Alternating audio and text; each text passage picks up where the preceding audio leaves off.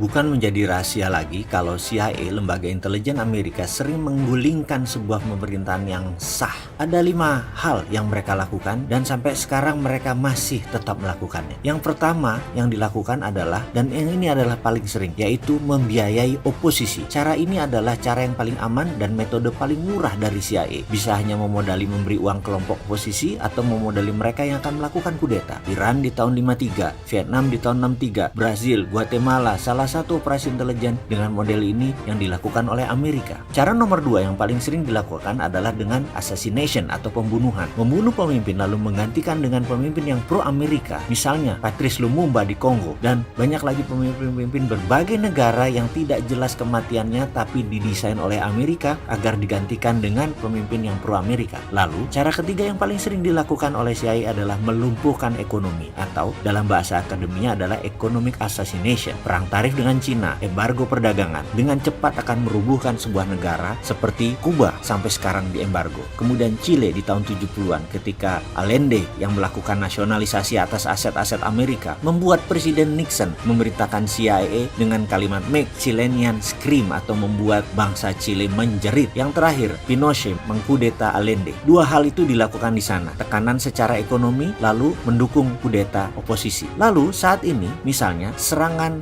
mata uang lira di Turki yang menjatuhkan 40% nilai Turki dalam setahun terakhir dan membuat banyak investasi keluar dari Turki. Kemudian juga Venezuela diserang dengan economic hitman sehingga inflasinya lebih dari 1000%. Indonesia di tahun 1997 adalah bagian dari economic assassination untuk merubuhkan rezim Soeharto. Kemudian saat ini yang paling sering dipakai adalah nomor 4, yaitu pengambil alihan kendali atas media. CIA akan membeli koran, membeli TV, membeli radio untuk merubah opini publik dan melakukan kampanye anti penguasa yang anti Amerika. Di Italia, CIA pernah membeli koran Rome Daily American agar Italia tidak jatuh ke tangan komunis. Namun sekarang petinggi CIA pernah berkata lebih gampang membeli wartawan dan redakturnya daripada membeli koran atau media. Karena itu banyak sekali sekarang foreign jurnalis yang dibayar oleh CIA, dan di media warfare ini kuncinya adalah kendali informasi, di mana sekarang meluas ke internet dan medsos dengan analitik strateginya. Terakhir adalah membangun kepanikan atau menciptakan chaos, menciptakan ketegangan sosial. Seringnya ada demo atau street protest, itu adalah bagian menciptakan kekacauan atau chaos. Turun ke jalan berdemo adalah CIA style sekali. Coba lihat, coba ingat-ingat